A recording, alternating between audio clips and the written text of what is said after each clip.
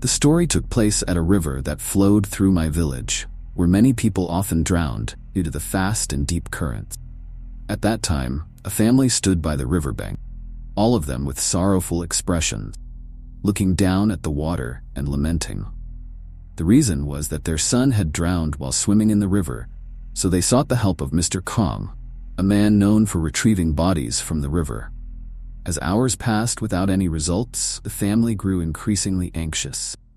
Suddenly, at that very moment, the man pointed to the water and shouted loudly, "Come back! Come back!" With eyes full of hope, 3 family members looked down at the river and saw Mr. Khan in his wooden boat. Mr. Khan, with a weathered and simple face, was both a boatman on the river and a body retriever. The victim's family anxiously waited as Mr. Khan's wooden boat slowly approached the shore. The river was rising at that time, causing the boat to sway, and Mr. Khan had to carefully maneuver to prevent it from capsizing. Soon after, Mr. Khan quickly rowed towards the shore. As his boat docked, the 3 family members looked into the wooden boat with worry, and the mother's face was filled with sadness. There was nothing in the boat except for a fishing net. Tears streaming down her face, the mother asked Mr. Kang if he could retrieve her son's body, her voice choked with grief. Mr. Khan did not respond.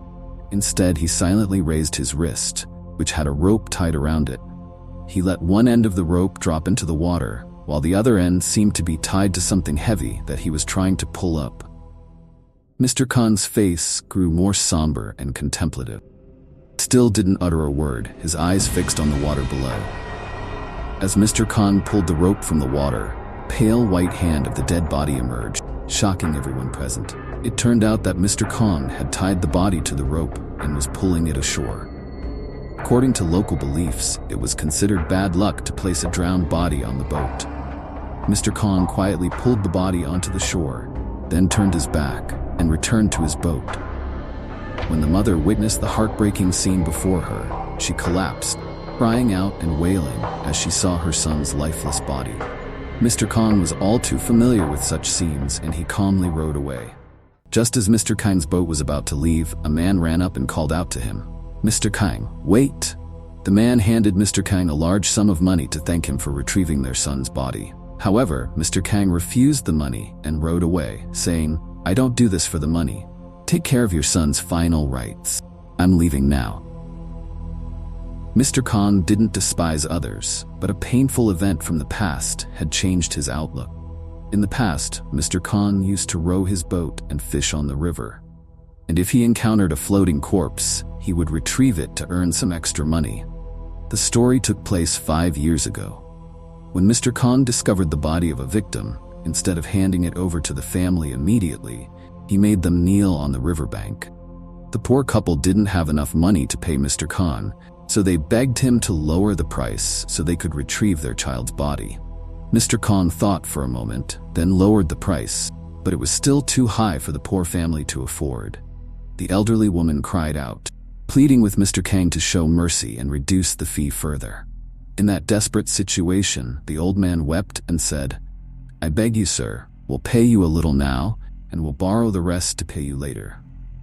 After speaking, the elderly couple continued to bow their heads in supplication to Mr. Khan, who still held the rope tied to their son's body, contemplating the old man's plea. Finally, Mr. Khan agreed to take the money and handed over the body to the grieving parents so they could take it home. Mr. Khan's wife had passed away early, leaving only his daughter, who was married. Concerned that her father might be lonely, his daughter often visited him on weekends, taking the time to cook delicious meals for him. That day, with a considerable amount of money in hand, Mr. Khan cheerfully bought some wine and meat, preparing for a good meal with his beloved daughter. He handed her a large piece of meat and asked her to make a stew. Mr. Khan's daughter was now his only source of comfort, and he was delighted that she still regularly visited and cooked for him. In the past, his daughter had disapproved of him drinking, but today she not only cooked a tasty meal but also bought her father a fine bottle of wine. As they ate dinner together, father and daughter shared many interesting stories. Then Mr. Khan, deep in thought, asked his daughter, "Is there something you want to say to me?" His daughter responded that she was happy he was always healthy and content, but there was something she had always kept in her heart. It turned out that she had long opposed her father's job of retrieving bodies for payment. The villagers had said that Mr. Khan was dishonest, exploiting a grim task to make money. Mr. Khan looked up before his daughter could finish speaking.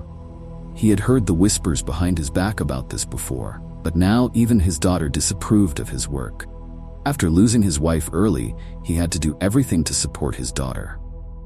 Mr. Khan didn't care what others said, but hearing his daughter express such sentiments filled him with disappointment. He immediately stood up, angry, and scolded his daughter for not understanding him. Mr. Khan stormed out, not looking back even as his daughter called after him. At that moment, Mr. Khan was deeply distressed, feeling that even his daughter looked down on him. He had barely taken a few steps outside when it began to rain. He felt as if the world itself was against him. Mr. Khan walked back to the small shed by the river where he often rested. He lay down inside, soaked to the skin, curling up to show how cold and sad he was. He couldn't stop crying as he thought about everything that had happened and the bitterness he had endured. The rain kept pouring, and Mr. Khan didn't know when he fell asleep. Suddenly, he faintly heard the sound of rain outside the shed mixed with the voice of his daughter calling him. He jumped up and looked outside, where he saw his daughter standing in the rain, calling out to him. Forgetting his anger, Mr. Khan rushed out of the shed, worried his daughter might catch a cold as she stood there drenched. Mr. Khan looked at his daughter standing in the rain, and a surge of pain welled up in his heart. But there was something strange about her behavior. She begged him to forgive her for what she had said earlier, and then she told him she had to leave, coming to see him one last time. Mr. Khan was puzzled, not understanding where his daughter planned to go with those words. He hesitated, and in that moment, his daughter turned and walked toward the river. He rushed forward to stop her, but to his shock, his hand passed right through his daughter's body.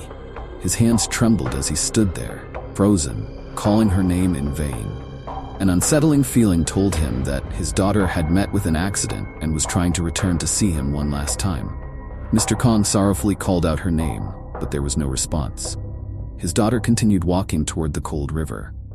The heart-wrenching cries of the father were drowned out by the sound of the rain, making the pain of losing his daughter unbearable. From the moment Mr. Khan left the house, his daughter had been searching for him along the riverbank, but she tragically slipped and fell into the river, drowning. Ever since that day, Mr. Khan has rowed his boat on the river, retrieving the bodies of the dead without accepting any payment.